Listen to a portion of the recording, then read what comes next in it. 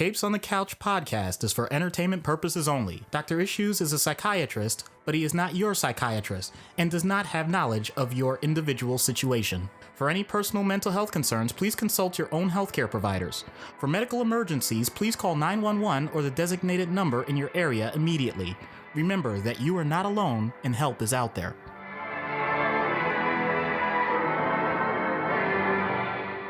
Hello and welcome to a live episode of Capes on the Couch, where comics get counseling. I'm Anthony Sitko. And I'm Dr. Issues. This is our first ever live appearance. We are here at Rogue Comics in Cranford, New Jersey. Thank you to Pete and the fantastic crew here at Rogue Comics. Please, if you are in the Union County, New Jersey area or North Central New Jersey at all, please stop by Rogue. I've been coming here for at least like 9 years. I was here back at their old location across the street. I've been coming here since they moved to this spot, probably I'd say maybe 5-6 years ago. And it's just a fantastic little shop. It's got that nice, cozy comic book shop feel, but the folks here do not make you feel awkward or unwelcome. So please, is some awesome stuff here. Yeah, there is a lot of at the walls. A lot of quality memorabilia. If I were a millionaire, I would definitely come here and drop a lot of money on this place. They've got that cap shield that I've had my eye on for a long time. Yeah. They've got so many figurines. If you're into Funko Pops at all, they've got a huge section of Funko Pops, figurines, and obviously a massive collection of comics, current, Marvel, DC, IDW, Dark Horse, indie stuff, back catalogs, just a whole wall of trades. So we definitely encourage all of our fans, if you are in the area. I don't think they have much in the way of like online ordering. Okay. I wish that were the case. Yeah. But And if you're into hoarding, then I could probably give you a few references for some therapists to help with that. Just saying. Yeah, I wouldn't say I hoard stuff. My wife may disagree, but I don't think that I hoard stuff. So thank you, everyone. Like I said, everyone who's here for showing up. Please patronize the show. Please patronize Pete's establishment, and I don't mean talking down to him. This is going to be a little more loose of an episode than your average one, just based on the location and how we're feeling. So we'll see how this goes. Before we get started, I want to give a quick shout out and thank you to, we have a brand new patron, Lady Denali. So thank you so much for subscribing. We appreciate the love. Ooh, and Denali, how fancy. Yeah, very cool. So if you want to be cool like Lady Denali, go to our Patreon page at patreon.com/capesonthecouch, and you can subscribe at the $1, $3, and $5 levels. You can unlock all sorts of cool stuff, advanced episodes. You get additional uncensored content. You can check out the full version of our New York Comic-Con episodes. So with our primarily the interviews that we did with Chris Claremont and Gail Simone. So lots of cool stuff there available only for patrons. So, and then we've got our TeePublic page if you want to buy some merch, and we've got some buttons, and we've got a shirt here that we can give away to a lucky fan. And last but not least, as we always do, we missed it last time, but I want to give a plug this week. This week's plug for another podcast is for Play Comics. This is a member of the Gonna Geek Network, and Chris and a random guest play a game that's based on comics, and then they talk about how accurately the game depicts what happens in the comics. So I have reached out to Chris for a potential guest spot on that show. Some of the really, really big popular games, he's trying to go chronologically, but some of the big popular games have already been taken. But I'd love to maybe play like Superman 64 and just talk about how horrible that game is. Why would you torture yourself? Because I want to talk about how horrible that game is. So wait. For anybody that's never played that game, let's just make this simple. Fly through rings. Yeah, that's basically, and then fly through fog. And then fly through rings in fog. Yeah, it's kryptonite. So you're flying through rings, you fly through fog, and then you fly through rings in fog. It's more boring than Superman Returns, if such a thing were possible. So, but since we are here, and we're not here to talk about video games, we're here to talk about comics, and our present level patron Brian is here, and Brian is actually the one who selected this episode for us, and we will be talking about the one, the only Colossus, Peter Rasputin. So, organic steel-clad member of the X-Men. Piotr Nikolayevich Rasputin was created by Len Wein and Dave Cockrum in the famous giant-size X-Men #1, May 1975. This was the issue that introduced a whole slew of new X-Men characters, Storm and, as I said, Colossus and many others. And introduced Wolverine was created prior to that, but Wolverine sort of joined the X-Men in that issue. So it's a very, very famous one. So Peter was born on a Soviet collective farm with his family, including his sister Ilyana, also known as Magik. We're going to get into their relationship in a little bit. As a teen, he saved Ilyana from a runaway tractor, and that's where he discovered that he had the ability to turn his body into organic steel. And it's a very interesting. I see Doc shaking his head. Yeah, I know that's not a thing. I know that's not real, but all the stuff we've talked about, this is issue number 62. We've done 62 episodes, and now you're going to shake your head at, no, that's not realistic in terms of what can happen to your body. That's where you draw the line? No, not really. It's just the visual of it is so fascinating to me, because the choice of steel specifically in Russia with the icon for the flag, steel hammer, iron fist, that sort of thing. No, Iron Fist is a separate character. So he joined the X-Men when Professor Xavier put together a team of mutants to rescue the original X-Men on Krakoa, which is the plot of the Giant X-Men #1, and he stayed on as a member of the team. So at one point, he helped save the Fall people in the Savage Land. I love the Savage Land just as a concept. It's so wacky and out there. It's like underneath the ice, but there's dinosaurs and a jungle. It's very weird. So he saved the Fall people in the Savage Land and started a brief romantic relationship with a woman named Nareel that resulted in a child named Peter, although Colossus doesn't know he's the father. Now, I know organic steel is thick, but your skull has to be really friggin' thick. He goes back years later to visit her. The father is gone. The child's name is Peter. He had a relationship with her, and yet he doesn't put two and two together. Hey, man, no DNA test. You just go with it. Yeah, but there's no, mutant Maury Povich going, you are the father. That's not the case anyway. So he later started a relationship with Kitty Pryde, and that's going to be one of the things that we definitely discuss more in depth. But things ended shortly thereafter. They've been on again, off again. Then he was temporarily paralyzed during a battle with Riptide after snapping his neck and was unable to return to human form for a time. And so then we find out about the legacy virus, and that's a very famous thing that is in a lot of X-Men storylines. And Ilyana dies from the legacy virus, and Colossus just becomes so brokenhearted and torn inside that he joins Magneto's acolytes for a while, because he feels that, first off, Xavier's whole mutants and people can cohabitate in peace. He's not too sure about that, but then he realizes that even though Magneto has taken a very hardline stance on these things, he feels that as a member of the team, he can soften it from the inside, so he can sort of change from within. So the idea that he might actually be able to see an opposing point of view and try and incorporate the positive points without automatically wholeheartedly discarding the things that he's known and learned over his entire lifetime, that actually sounds pretty mature. It is. I think, frankly, we need some more of that in our modern day political discourse, but I'm not gonna open up that can of worms. So, yeah. So he rejoins the X-Men, and then, long story short, he ends up sacrificing himself to spread the cure to the legacy virus. So he dies. The dumbest thing in the world. Okay, I apologize. I know I'm getting. Oh, Doc's gonna go off. No, it's not going off. It's just simply the idea that, let's make sure that this is airborne. How do we make sure it's airborne? Oh, well, the first person that gets exposed to it, they basically have to completely succumb to the virus, and therefore it'll create a large enough viral load that it can just spread. If something is airborne, it's airborne. If something is not spread airborne, it doesn't just magically transform because of the amount of exposure. There's no justification for that. But comics. Fine. That's your justification. Fine. After 62 episodes, it's comics. Okay. And we just got done talking about organic steel, and you shaking your head, and now you're also going to draw the line on, no, well, that's not how airborne viruses and retrovirals are spread. That's where you draw the line? Okay. I'm busted. So it's later revealed, like many years later, that his body was stolen. So they cremated Colossus, or what they thought was Colossus, but it's revealed that his body was stolen by an alien named Ord to experiment on him.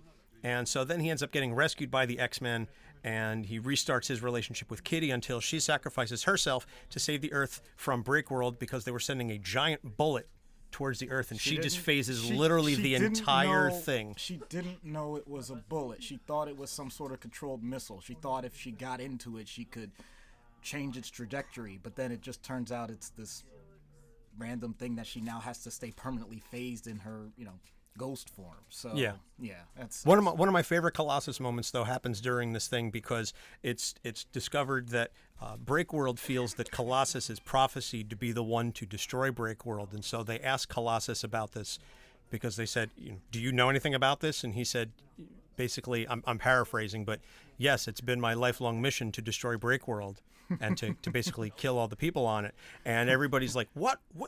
And like they start flipping out, and he basically says, "See, this is why I don't make so many jokes. I never know when is good time." Yeah. Because he's just so dry about the whole thing. He's just like, "Oh yeah, I've always meant to destroy Breakworld. What? You didn't know about that? That's been I work with someone like that. Their sense of humor is fantastic, but they deliver everything so deadpan that most people can't tell when it's a joke. Oh yeah, my old roommate is that way. Jay. Yeah. Jay is very deadpan. God love him, but he's very straight-laced. All right.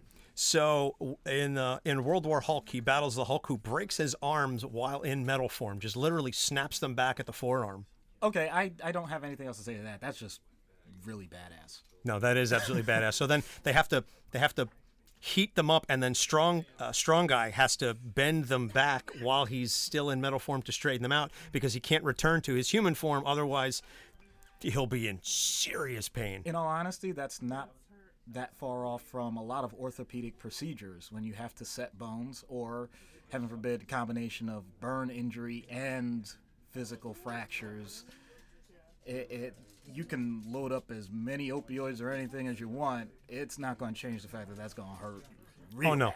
Oh no, it's going to hurt like a mother. I'm not arguing that. So then he gains the powers of the Juggernaut after a while.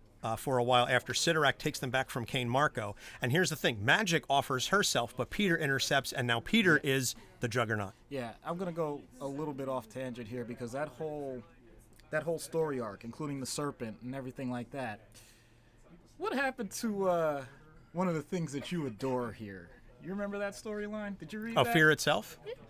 Yeah, I read bits and pieces of it. I don't recall it with major specificity. The shield was broken, man. Oh, yeah. I forgot about that. Yeah. The shield was broken. Yeah. So I don't know. Not for nothing, a lot of stuff happened in Fear Itself that ended up just sort of going away. Because comics. Yeah. So now he's the Juggernaut. He's Colossus plus Juggernaut. Then he gains the power of the Phoenix Force during the Avengers vs. X-Men. And Magik also. So there's so it's Emma, Cyclops, Colossus, Magik, and Namor. Namor loses it, so then the other four get more powerful. Yeah, because Namor should never have anything. That's just a personal opinion. Doc is not a fan of Namor the Submariner. So then Spider-Man manages to trick Colossus and Ilyana into fighting each other, and then they take each other out of the Phoenix Force because Pete is just that smart. So then Ilyana reveals that this was part of all of her plan all along because she wanted him to feel pain and regret. And then she uses her soul sword to basically free Sidorak's influence while he's in limbo. And she says, I could have done this at any time, but I wanted you to know that I don't deserve your love. That's pretty cold. Yeah. And here's the thing. So he's like, that's the next time I see you, I'm going to kill you. Because she betrays him. She breaks his spirit down. And yet, as far as I can tell, chronologically and canonically, the next time they meet, she convinces him to rejoin the X-Men. This is an Extraordinary X-Men #1. And she convinces him to rejoin the X-Men. And he's like, oh, Ilyana, my beautiful sister, I love you so much. And he's like hugging her and everything. It's like, didn't you just say, I'm going to kill you next time I see you? And then the next time... Limbo. It's not exactly the same thing. Things change. I know that his sister's been under the influence of a demonic power for, long time, but I just feel that this was, you couldn't have looked into that a little bit. Hey. And then she's the one who convinces him, oh, come on, brother, let's rejoin the X-Men and we need to fight for mutant kind. Side note, in between all of that, he battled Kane Marko once again for the power of Sidorak, and Kane regains the power of the Juggernaut, but he tricks Kane into burying himself under rock. So then, like I said, then he rejoins the X-Men. Then he restarts his relationship with Kitty, and they get back together. And then she proposes to him, and then leaves him on the altar. That is some cold-blooded stuff. Yeah. She's like, yeah, you know what? Brutal. It's our relationship isn't really based on love. It's based on a lot of messed up stuff. You couldn't have thought of that maybe before you were at the altar in the gown and the whole shebang? Well, hey, sometimes it takes that type of event for someone to make a decision. I understand that. I'm just saying it seems, it's messed up is what I'm saying. So he gets so heartbroken, he goes back to Russia. So okay. That's sort of and then I know he's in one of the House of X Powers of 10 books with the whole Krakoa storyline. I'm not going to pretend and say that I'm completely up to date, man. Yeah, I confess I have not been up to date on the new X-Men storylines and Hickman's brand new rebirth of the entire mutant story. So that is our somewhat lengthy background on Colossus. And now let's get into the issue. So the first one that I want to talk about, because I think chronologically it's obviously one of the first things to discuss, is his relationship with Ilyana. Mm-hmm. His relationship with his sister is very fraught with a lot of drama. Okay. And it's volatile because Ilya takes advantage of her brother's love and we'll get into this in a little bit, but Peter is, and one of the reasons why Brian picked him is because Peter is such an inherently good character. He is a very clean-cut, the portrayal in the Deadpool movies is not all that dissimilar from the version in the comics. Yeah. He's a little more, straight man to Deadpool in the movies than typical. But in the comics, Colossus is very much the straight-laced, the do-gooder, the very pure soul, heart of gold. And Ilyana is very much not. And she knows that. And as has been shown, she takes advantage of him in a number of occasions.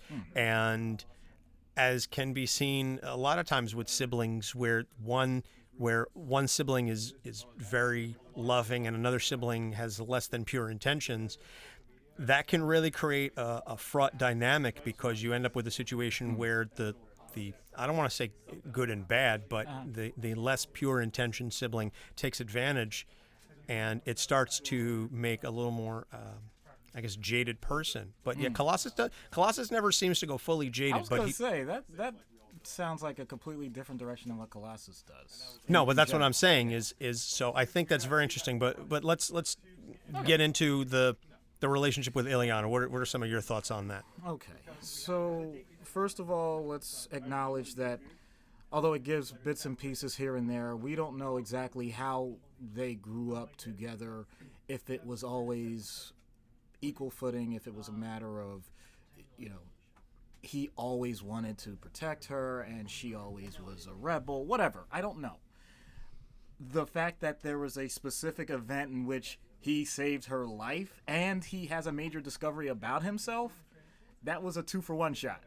So on one hand, it's what any family member would do. You just basically say, I need to make sure everyone does as well as they can, make sure they survive. On the other hand, the other part to this was that he knew for a fact that once this happened and he discovers this about himself, that nothing's going to be the same. So how do you mix those two? He basically can, in theory, think, all right, if I have this, first thought is they're siblings, maybe she has something too. As of course, throughout the rest of the comics, we learn that she does have some stuff going on, but that doesn't mean that they all knew that all at the same time. the fact that he has this nature to just inherently be a nurturer, at least that's the way I've viewed Colossus, just a guy that just wants to, protect the things around him, honestly simplify his life, keep things as straightforward as possible, and it's the outside influences that lead him to have to take some sort of action. The fact that it was his sister, it played pretty well into his strengths. Not even talking about the steel part. On the other hand, did his sister ask for any of that? Did she want to be in danger? Did she want to have to react to traumatic experiences? Of course not. That's not fair. So I'm sure that she was grateful that someone like Colossus would be able to help out, similar to how Brian is helping out Anthony to make sure that our stream stays, perfectly upright, which it won't because nothing happens perfectly. She is just trying to find her own separate way. So I think there was no real direct conversation until they became adults to determine what the goals of each of them were. So I wouldn't put blame on her. I wouldn't put blame on him. I think that's a matter of saying, we never had the opportunity to discuss this. It's just whatever gets thrown at our way, we're just going to react however we react. And if it happens that the two of us are in the same vicinity or the two of us have to do something together, then cool, things are going to work out. Unfortunately, it turns out that she does have other goals and other motivations. That sucks. I'm not even sure, because I don't know as much about Magik as I do Colossus. I'm not sure I could say that that's malicious. I know that's the way it's written, but as I look at the development of the character, I'm not so sure about that. I think we've discussed this almost ad nauseum when it comes to just rank in families and age differences and what that can do to sibling relationships. I'm not sure that this could have been avoided another way. Well, I just want to interject real quick that we didn't even mention the third Rasputin sibling, which was Mikhail, who was a cosmonaut who was believed dead for a period of time and then came back and ended up becoming a villain and so on and so forth, so they had to battle him. Yeah. And then the whole descendants of Rasputin storyline, that Rasputin was somehow returning from the dead to take over all of his descendants to regain his power. So there's that aspect of the storyline. So there's a lot of trauma and drama in this family tree. So I when you were talking about the sibling relationship, so I believe Mikhail was the oldest, and then Peter, and then Magik, who Ilyana, who was the youngest by several years until she went into limbo and aged. She aged several years within limbo, but it was only seconds passing in our, in the real world, so to speak. Yeah, so that's a good point. You know what? I hadn't even really given that much thought. The idea. And that, I think there is a realistic way to portray that too. There are situations that families are going to be different, and sometimes family members are separated. So in other words, be it divorce, be it, just plain old separation, one sibling goes with one parent, another sibling goes with another parent, or, vice versa, whatever.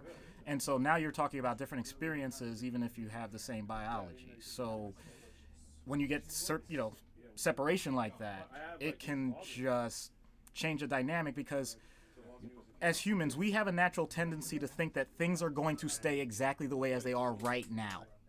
So she gets an experience aging away from everything else. He's going about his life in his own way.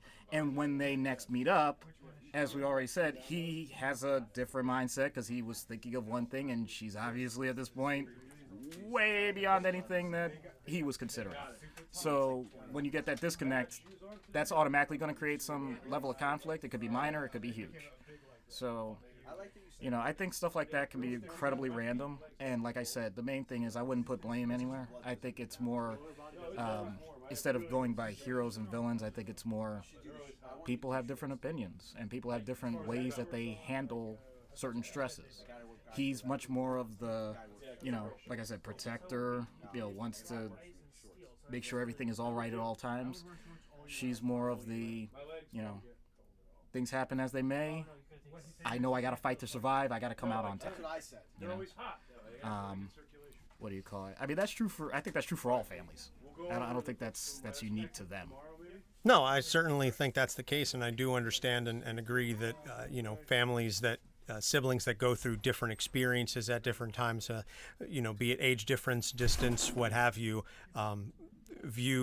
sometimes view the same, even if they go through a similar experience. They may come out of it with very different ideas of what happened. They may come out of it with different viewpoints. Yeah.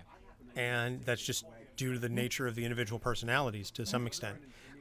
So segueing in, and I want to use Ilyana and his relationship with his sister as a contrast to the other famous relationship that he has, and that's with Kitty Pryde. Yeah. Whereas with Ilyana, she takes advantage of him because of his good nature. I think Kitty, to some extent, almost feels that she doesn't deserve Peter because of how good he is, and that Kitty's gone through a lot herself, and I'm not saying Kitty is this, horrendous person who's unworthy of love or anything like that, but one of the things that Kitty struggles with is the, Kitty sometimes has difficulty with the leadership role.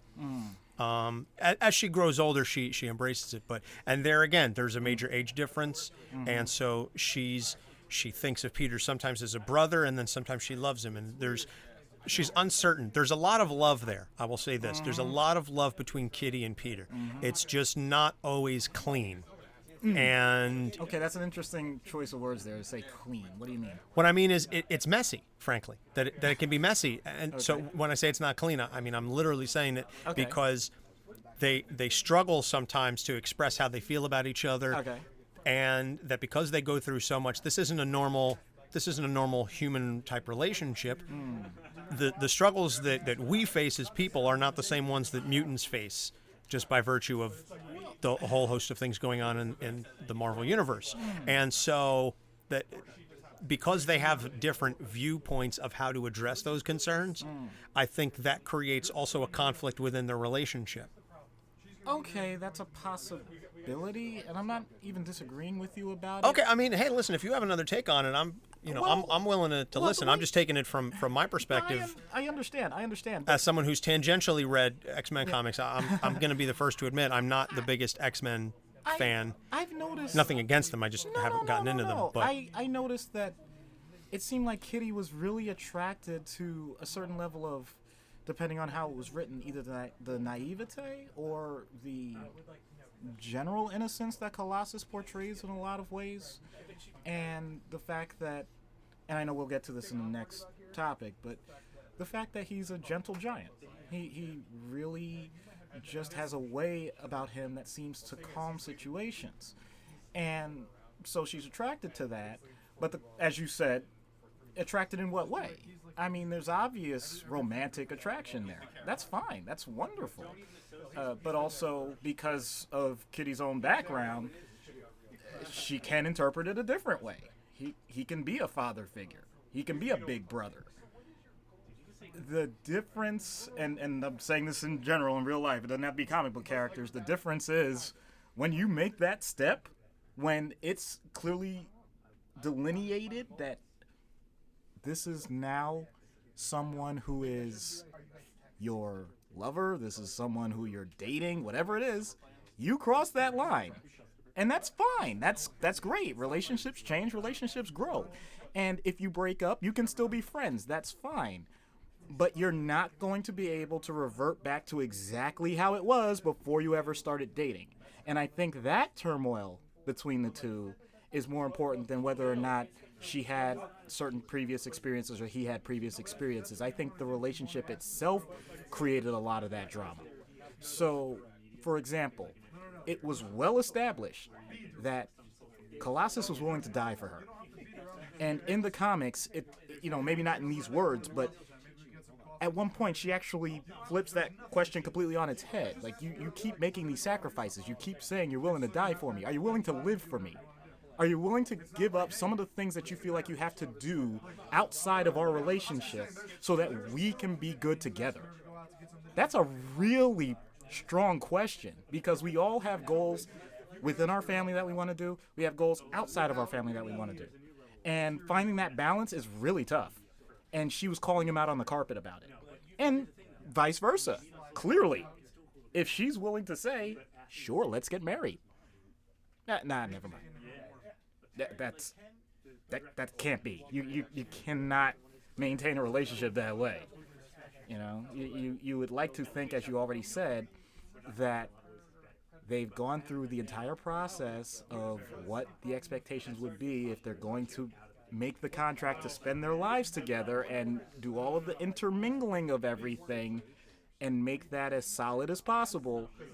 But I almost hesitate to say this, but almost using it almost as a contingency, like, this one thing's off, okay, never mind, I'm going to pull everything away. That's a pretty rough way to go. In other words, at this point, the two of them have created this dynamic, even if they haven't said it to each other. All right, if everything is absolutely perfect at one time, where we both are on the same page and nothing is going to ever go wrong, then we can make this work long term. Anything outside of that, and forget it. That's not realistic. That's just my No, that's not realistic. No matter who you are, no matter what's going on, you can't base a relationship on the hopes that as long as everything stays perfect, we're good. Because nothing is ever perfect. Right. Life is never perfect. You and I are both married. That's not perfect. It's never going to be perfect. No, what I mean is, I love your wife and you love mine. I love my wife and I know that you love yours. My point is that we love them in spite of and because of their flaws. Right. That you have to be willing to accept the whole person. You can't just say, well, as long as everything's going great, because that's not love. Then that's, I don't want to say cowardice, but that's cheap to say I'm only with you as long as the going is good. Gotcha. And I think that stands to reason no matter the nature of the relationship. Yeah. Whether it's romantic, whether it's friendship, whether it's anything. Yeah. It's anything is fine and it's easy when everything is going great. It's when the chips are down, when your back is against the wall, when you're really facing struggles. How do you cope with that? True. How do you? Because I think those are the moments that make relationships. Those are the moments that define relationships. And the fact that Kitty was looking at the history of everything and basically saying, you know what, we're not good together. Like, I get it. I'm not saying she has to stay with Peter. Right. I'm just saying her timing sucked. That was just not cool. Like, right. I wouldn't. Yeah, I would never recommend anybody do that. No. Okay. I mean, if you have to leave them, I'm not saying stay in the relationship. I'm not saying get married, but God, I hope you pick a better time to figure it out than when you're, when you're standing up there and you're looking at the other person, you're going, you know what? Nah.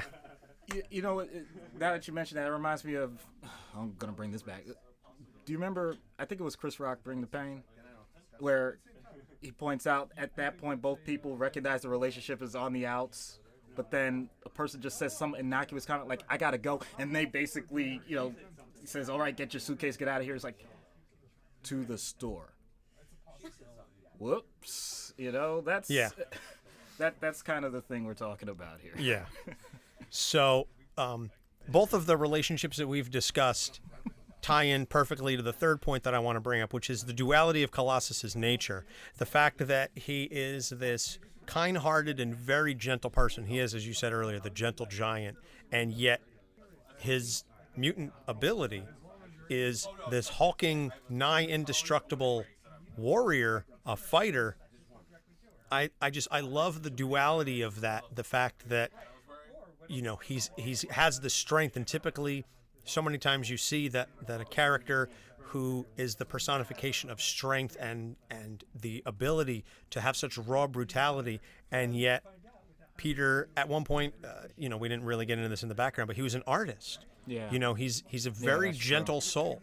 And so he's often called upon to do a lot of the hard fighting, to do a lot of the brute work, but he doesn't want to, because that's not who he is. And it's almost like he's cursed with this ability that is at odds with who he is as a person. And I think that internal struggle makes him into a very compelling character, given the correct writer, I'll put it that way. As we've seen with literally pretty much any character, and, it's a good writer or a bad writer can make or break a character. But I think that's a very interesting thing. And so what are some of your thoughts on the duality of Colossus as the body of a warrior, a nigh indestructible fighter, with the soul of, a gentle soul?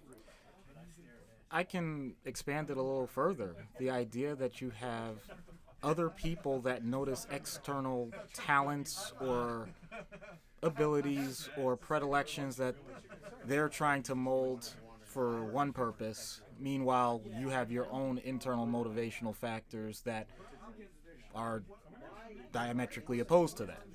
So, in the real world, not so far off from comics, it can be a situation where a parent is trying to push their kid into athletics when all they want to do is draw or paint or do other things that the parents think are useless. As a child, you can be molded into doing something even if you don't seem to have the effort that you would expect if it was something that you truly enjoyed. But as we become adults, now it's all within our purview.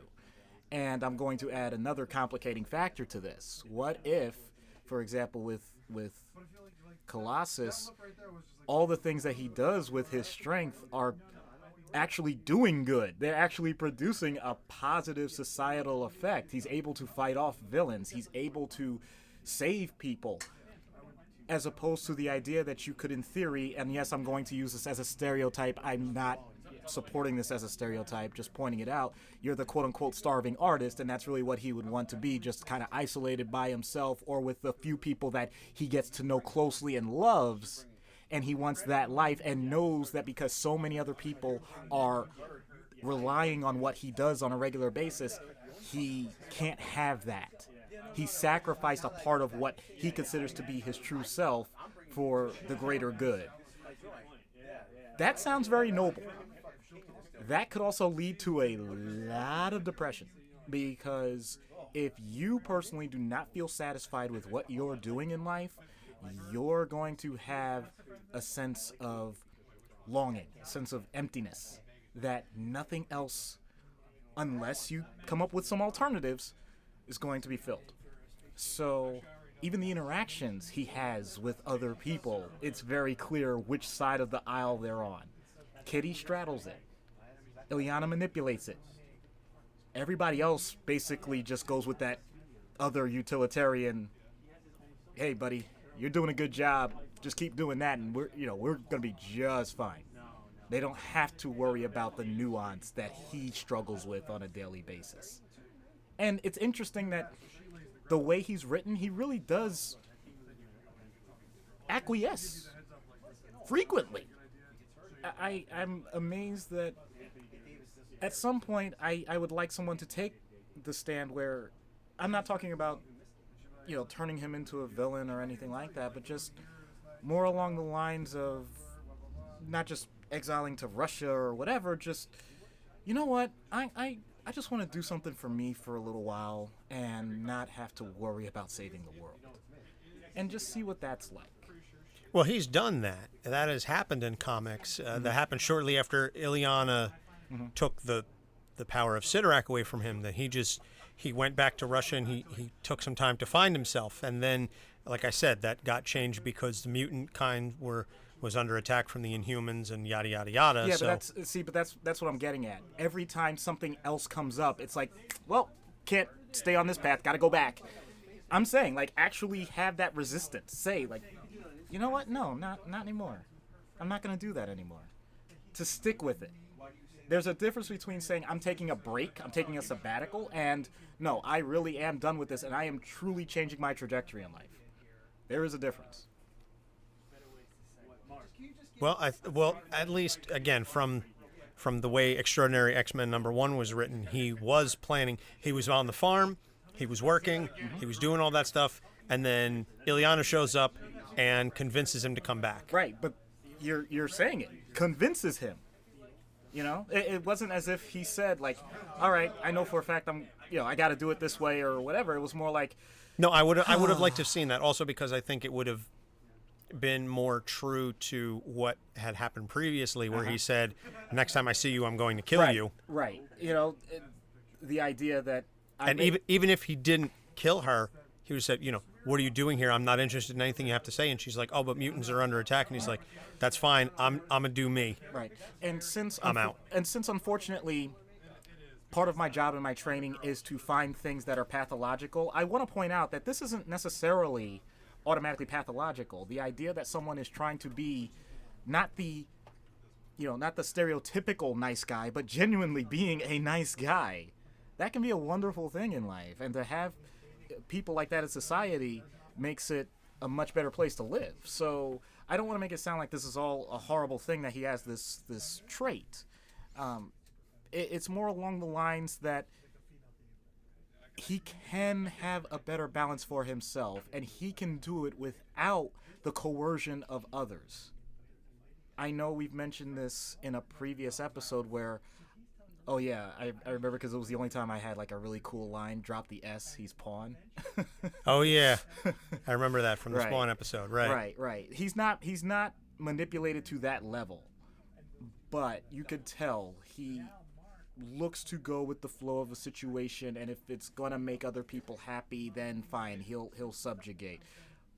But he can take over a situation way more than any of these other characters by brute strength, and that draws attention.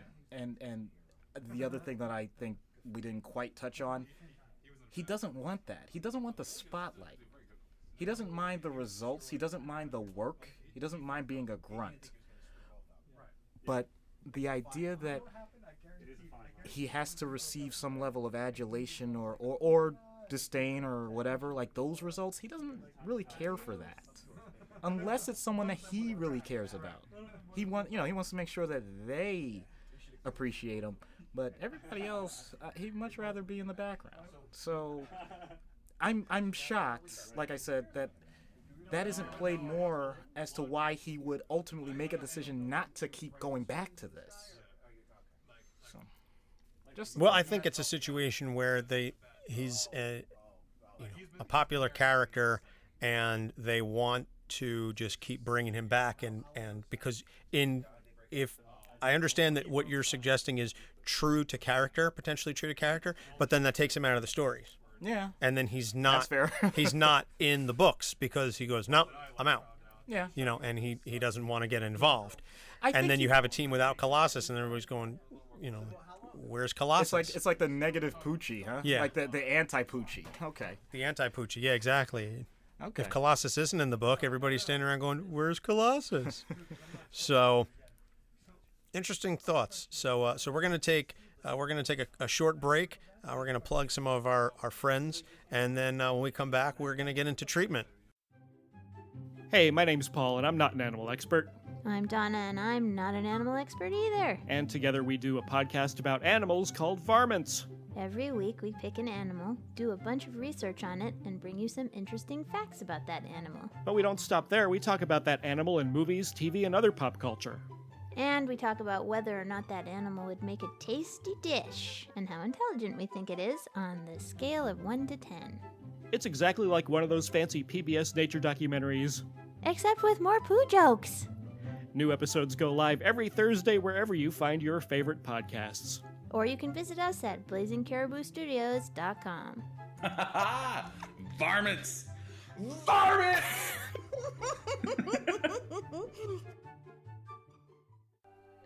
Do you or someone you know struggle through life with anxiety-related mental disorders? Ever get that feeling that you are one of the few? I'm here to tell you that you are not alone. Take a journey with me as I talk about key points in my past and how they may have led to me being diagnosed with anxiety and panic disorder. After which, we will talk about different ways to tone down the anxiety and maybe even beat it together on AnxZenity. The easiest way to remember the name is by thinking about how one searches for a state of zen in the midst of the anxieties of life. My name is Gerald, and I'm the host of AnxZenity. Hi, this is Al Ewing, and you're listening to Capes on the Couch. And so we're back, and starting as we always do with the in-universe treatment, what would you say to Colossus? And I know we've mentioned, as we typically do with a lot of our mutant characters, that they are on the same team with a whole host of, telepaths and folks like that. Is that something you would get into, or you would utilize, or would you go a different route? What would your take be for Colossus? I think I'd have to find out, is this with Kitty or without Kitty? Because two different approaches. And it would come from him. If he thinks that this can be worked out and he would want to pursue that, then I would encourage him to the best of his ability to basically do a couple session. And I know I've mentioned in the past that you need some sort of moderation. With them, I don't think so. I don't think that's necessary. I think they can fairly talk in a civil manner that wouldn't require a telepath or anything like that. I think, though, I would like to see if I could get him to use one of the coping skills that you mentioned, and you kind of stole my thunder. I actually had thought of it ahead of time. He enjoys art. He really does. And yet, because of other obligations, he doesn't really get to explore it as much. Dude, you are a huge guy anyway, and you can convert to metal. What kind of art can you build? You want to do some sort of sculpture? You want to make another wonder of the world? What do you want to do? Something that would allow him an outlet that people would acknowledge is hard work. Because often when people look at these types of coping mechanisms, they basically discredit them. They say like, oh, well, that's nonsense. That's useless. No, it's not. First of all, from an emotional standpoint, it's never useless. But second of all, preach. How many times we wouldn't have this? We wouldn't have this art form. We wouldn't have this comic shop if it weren't for artists. So the idea that someone like Colossus, in theory, could recreate things that have been destroyed. Literally, he could recreate the Colossus by himself. I'm pretty sure people would say, that dude, he knows how to create art.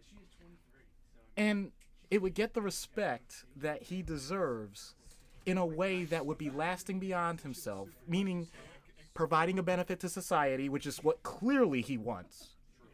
And he could do it in a format that is not causing harm to anyone or getting into confrontations with anyone, and ultimately allows him the outlet that he would be able to express himself in a way that would purely be his own, because he can't do it any other way right now. So that's him individually. If it's him and Kitty, like I said, that I don't have any special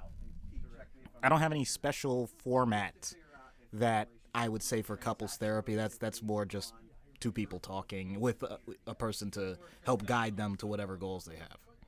And I know I haven't even mentioned his sister, and that's mainly because it's presented as much more adversarial. So I think I would just focus on him and how he wants to handle not just her, but other people that clearly are looking for secondary gains from him, and help boost his techniques so that he doesn't have to feel like a puppet.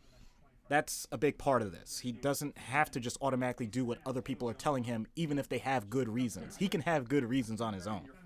He just has to figure out what they are. If they match up, great, you do it. If they don't match up, then what are the techniques that you need to develop so that you don't automatically just do what other people want you to do anyway? Okay, well, I apologize for stealing your thunder with the art thing. I just, it was one of those things. No, there's no way you could have known that. It was one of those things that I just mentioned, but after you brought it up, I thought, yeah, you know what? That is, art therapy is a very it's very legit, and it's very helpful. It's one of the rare things that I really hadn't mentioned specifically in all of these episodes so far. And I realized this was a great opportunity to introduce it to hopefully people if you've never even heard of it or never even thought of it. This is not something that has to be guided. You do not automatically need a specialized therapist to do this. If you have something that you want to learn, you live in an age where you can find out just about anything you want. Yeah, there's a YouTube video, there's a blog, there's a Pinterest, there's a podcast about it. If whatever your interest is, you can find someone to teach you how to do it and to get better at it. So I think that's a very key thing, and so that's helpful for our listeners. So out of universe, a real person, I guess an analog to me would be maybe, I don't know. What would you say would be a real life Colossus or with these problems? Okay. On again, off again, sometimes directly jilted lover who has more of a passive side to how they go through life, despite what people would consider to be amazing talents or just things that they, in the eyes of the rest of society, aren't utilizing in the best way. I was thinking almost maybe an athlete with, with a softer side that, has some artistic abilities that they can tap into. As a Panthers fan, I'm thinking of like Christian McCaffrey who can play the piano, or Jonathan Stewart. You selfish son of a gun. I'm just saying that's what I think of. These, especially somebody like Jonathan Stewart, a big bruising power running back, and yet incredibly musically talented, very gifted piano player. Right.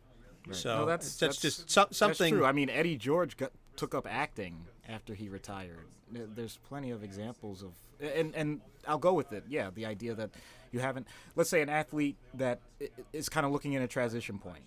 They've fulfilled the quote-unquote obligations of everybody that they expect, and now they've been, sorry to say this, but the way society views it, they're relegated to whatever it is that you guys do after you turn 30 or 35. Yeah, I was going to say, like, we're 37, 38. Like, at this point, folks our age that have been professional athletes, like, you're done.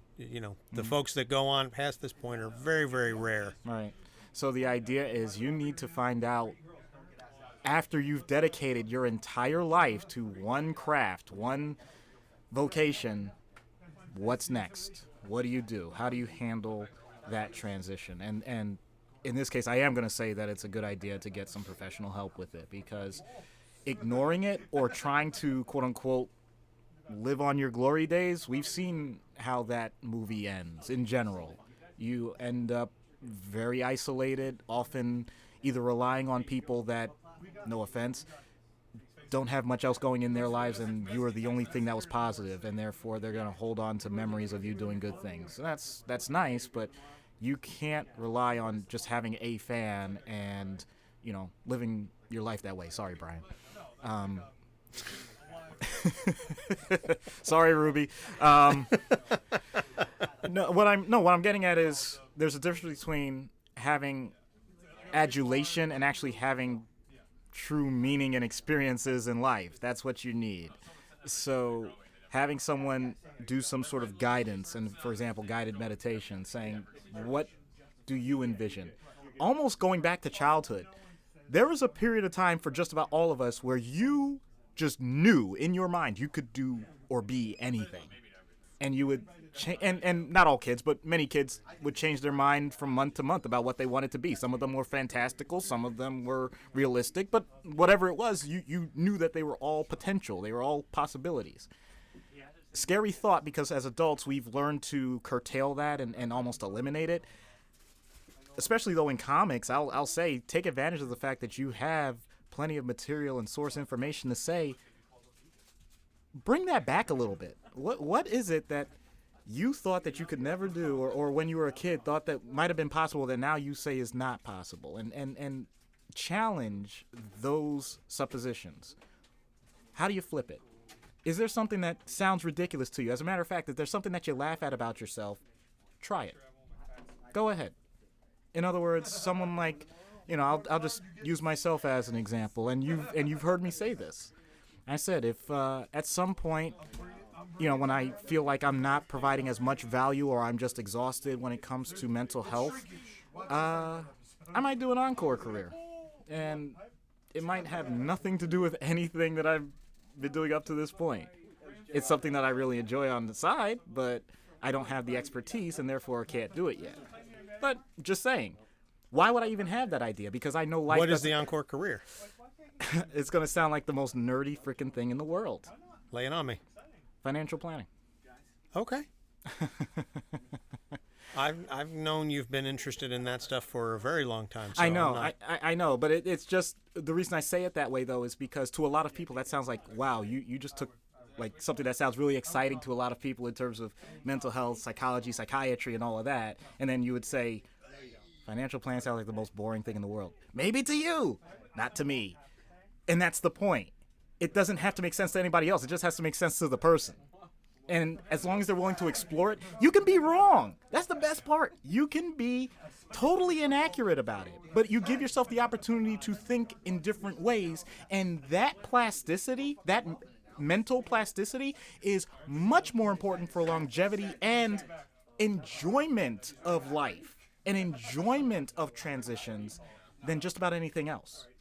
Another statement that I like to use, and I apologize because I did not create this, it's by a person who was a former Marine. He actually fought in MMA. But hurry up and fail. In other words, we all wonder and worry if we're doing the right thing at every given point in our lives. As opposed to the idea that if you keep iterating and keep changing things with the idea that it's going to get better, then making mistakes is okay as long as you learn from them.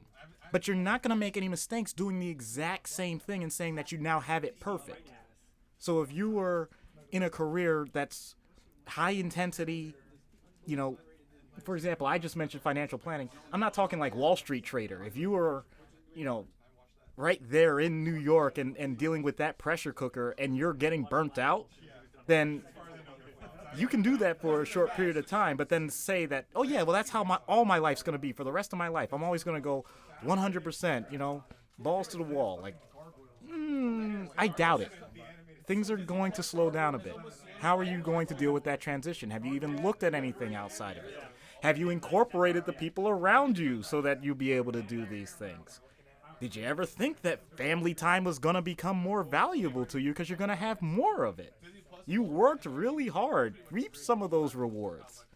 So it's this balance to say that, yeah, I know I got to do this thing and I got to always do it this way, and it's going to produce a certain amount of results. That's going to become monotonous for many people.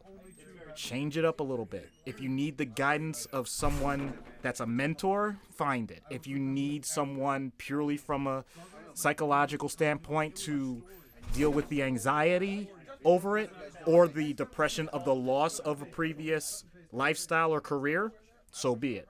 But you got to take that chance. You got to put yourself out there. Or as Sean would say, when's the last time you did something for the first time? Right. That was sort of exactly where my brain was going with everything. So, interesting. I like that. And had I known you really wanted to be a financial planner, I wouldn't have called Edward Jones. I could have saved myself some money. I would have just talked to you and said, hey. I just said I don't have the credentials. That's a bad idea. You don't have the credentials, but you like doing it. Listen, you work it out on me. What do you think? I'm going to sue you? Oh, my God. Yes, you're an attorney. Actually, 100%. Yes. It's funny you mentioned that because I've actually been giving serious consideration to letting my credentials lapse and not renewing my law license because it's not anything that's been bringing me joy. Okay, this is the first time I've heard this. Yeah, it's not really something that's left my house much.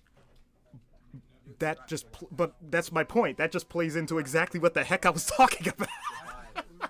Yeah, but to be fair, I don't work primarily as an attorney, so that's a little different. I hear you.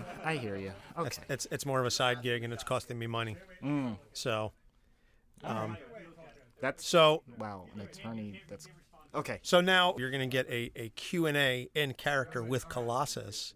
So I just thought it was interesting. Mr. Brian, do you have questions for Colossus? Any questions you would like perhaps for me to answer?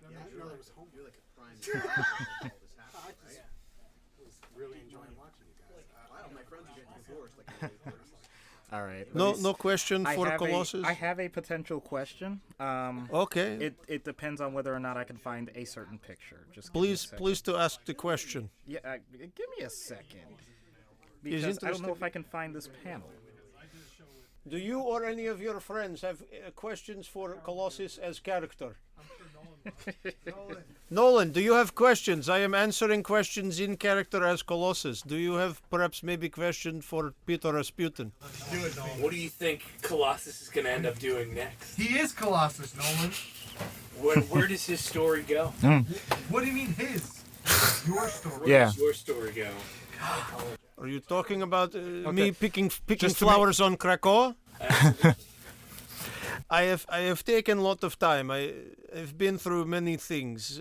My Kätzchen, she leave me at the altar, break my heart, is very sad. I have heart of giant, body of warrior is very difficult for me to reconcile to. I feel that perhaps I will end up back in battle at some point with my fellow mutants because I believe in what it is that they are fighting for, and also because I do not wish to disappoint people. But is not going to be easy. It's going to take a lot of convincing. I wish to live peaceful life, and I do not wish to engage in fighting unless it is absolutely necessary. So. Okay. Because I had a feeling that I would have to throw in some questions. Okay, I appreciate the thought. Okay. I know that you are very kind and you do your best to see the good in everyone. Who is the X-Man or woman that you consider to be the most annoying?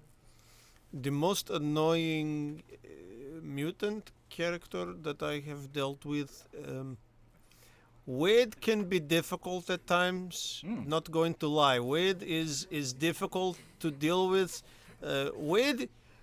Wade is difficult because Wade has great power. Wade has fantastic ability, a wonderful attitude to connect with people. Wade can be great leader if he chooses to. Unfortunately, Wade decide that cracking jokes and playing with penis is more enjoyable sometimes than helping people.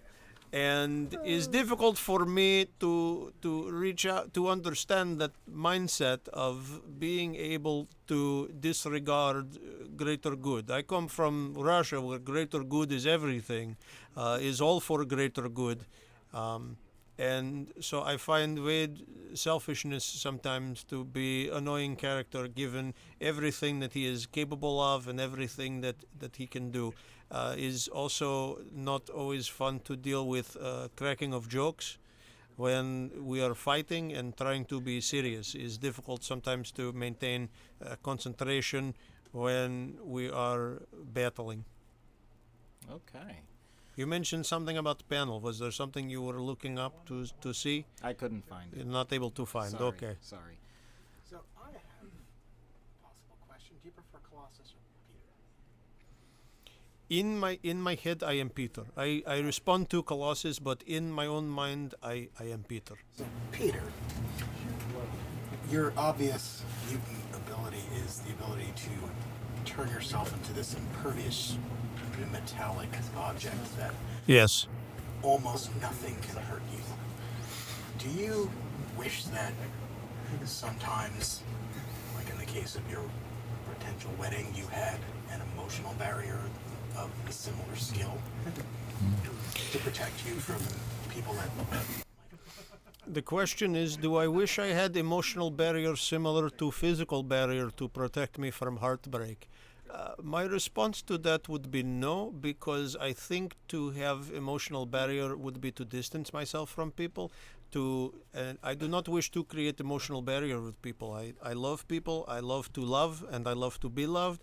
And so to create emotional barrier would make it difficult to find connections with people like my cat Shin, or with my sister, with whom I have very difficult relationship with, but I still love her. So for me to create emotional barrier and wall myself off from people would not be part of who I am as person. It would not make me better. It would not make me stronger. That is very much opposite of the way that I wish to view life. And so that is not something I would wish to have. The physical barrier I accept as part of who I am, but emotional barrier is not something that I would wish to have. I do not want to turn myself away from people. But is interesting question. I've not considered that possibility before. Wow. Doc seems like he maybe has another question pondering inside his mind. So I'm not trying to create too many imaginary things, but you clearly see yourself at times as a protector or as someone that people can trust. I'm going to bring up the idea in general of being a parent, being a father. what types of things would you like to pass on to the next generation? And of course, I don't mean mutant powers or anything of the sort. What do you consider to be the most important things that a child should learn, and how you would be able to instill that in them? I think is good question. I think one of the most important things would be to allow a child to be child. I think is important to give them opportunity to find themselves, to allow them innocence. My sister was not allowed much childhood. That was taken from her, and I think that is one of the reasons why she has become who she has become, because childhood was taken from her, and she was put literally through hell, and she never had that opportunity to be innocent, to be young, to find that themselves. So I think most important thing for children is to have freedom to figure out who they are, to make mistakes, to feel comfortable in own skin, whether organic steel or regular skin. Is important to feel comfortable within skin. And so for children, I would say let kids be kids, and let them have freedom to find themselves, and then also for them to understand that world can be rough, but world can also be a very beautiful place. And so I would encourage them to be part of spreading love and helping to make world a better place through that love. And I think one of the best ways to do that is by maintaining some semblance of that innocence and that joy and that wonderment. That world is a wonderful place, and if you keep that, then you become better child, you become better adult, and the world become better place. Wow, that's an amazing answer. If no more questions, I thank you for time, and I go back to Russia now, and go back to farm. Season is end of season, so a lot of work to be done on farm to prepare for very difficult Russian winter, as I'm sure you understand. Is very cold, so have to bundle up and drink lots of vodka. In moderation. What is moderation for me would kill you. Fair enough. That was fun. I always enjoy doing that stuff. All right, and we're back. So that's going to about wrap it up here for this episode. Want to again thank Pete and the staff here at Rogue Comics for letting us take over a little corner of their shop here for a little bit on a Wednesday night. It's New Comic Book Day. So again, if you are in the north central New Jersey area, please stop by Rogue Comics in Cranford, New Jersey. Tell Pete that we sent you. There's plenty of business cards, and we'll leave some pins and some paraphernalia here. So if you come by and say, hey, Capes on the Couch sent me, I'm sure Pete will help you out there. So the next episode that we're going to be doing is the history of depiction of psychiatry in comics. It's bad. Okay, we're done. It's not always bad. No, I'm kidding. It's getting a lot better. Yeah, like I said, I'm kidding. Wasp. There's a lot of more positive depictions of therapy and psychiatry in comics, but to your point, it hasn't always been stellar. So that one was chosen by Matt, who does love his thematic episodes, and we love doing them because it's always it's an interesting break. Yeah. Everybody always picks something different. Matt likes his thematic episodes. Ruby and Ariel like to swap back and forth between the heroes and the villains, and then Brian goes, throws a dart, and that's what he comes up with. Brian also, he picked Colossus and he picked Captain America. Brian likes for us to do the really good characters, the do-gooders. It works. I appreciate that, yeah. Yeah, it's a lot of fun. So I'm not exactly sure who's going to come up after that because we still have to talk to, I know Ariel needs to give us her next selection. Mm-hmm. Ruby has given us her next pick. Right. She wants us to do Robbie Reyes. Right. But I feel that one we're going to hold off until episode 66 because I feel episode 66... Ghost Rider. If we added an extra 6, that would be. Yeah. Well, I was going to say but we've got many years before we get to episode 666. If we make it to episode 666, I think that's going to be. Yeah. Then we've done something really special. Oh yeah. So, So I think Brian at this point is just going to hold the camera up because we're pretty much done. We're almost done here anyway. So as always, you can find us on our website at capesonthecouch.live. You find us pretty much wherever you find podcasts. If you are listening to us on a platform that allows you to like, rate, and review, and I'm going to steal this from our friends over at Freudian Sips, which is primarily Apple Podcasts or Podcatcher, or Podchaser, sorry, that if you leave us a review and then you email us with a picture of your rating and review, and you send us that picture and your address, we'll send you a sticker. Yay! So because we love reviews, and that's how we get fans. And yes, that sticker right there that Brian is holding up in front of the phone. Thank you, Brian. Thank you, Vanna White. So you're like the models on The Price is Right, like Bob Barker. Spay and neuter your pets. So, Keep your hands to yourself. And yes, and keep your hands to yourself. The price is wrong, bitch. So, yeah, we mentioned the Patreon at the top of the show. We mentioned the TeePublic, our website, Facebook, Instagram, Twitter, Capes on the Couch. And for those of you who enjoyed our Mental Health Avengers episode, we are working on coordinating the next one. I just recorded a guest spot on Ignorance Was Bliss. With the fantastic Kate, who's nominated for an award in the same category as Conan O'Brien and Mark Maron and and Dax Shepard. So like she's the only indie podcast, and the rest of the interview podcasts in that category are all like big names. So she's just like mind blown. Okay. So just the guest spot, and I know you have been talking to Dr. Goku about guesting on Guardians MH. Yeah. And so there's a lot of talk, a lot of cross talk, a lot of cross promotion. So listen to all our friends. We love them all on Twitter. You can find them there. And that's about going to do it. Doc, for anything you want to add before we leave? Nah, man. I think you were pretty solid as Colossus. Thank you. Appreciate all of the love there. Russian accent is always fun to play with. So for Doc Issues, I am Piotr Rasputin. Thank you for listening. We will see you next time. Capes on the Couch podcast is for entertainment purposes only. Dr. Issues is a psychiatrist, but he is not your psychiatrist and does not have knowledge of your individual situation. For any personal mental health concerns, please consult your own healthcare providers. For medical emergencies, please call 911 or the designated number in your area immediately. Remember that you are not alone and help is out there.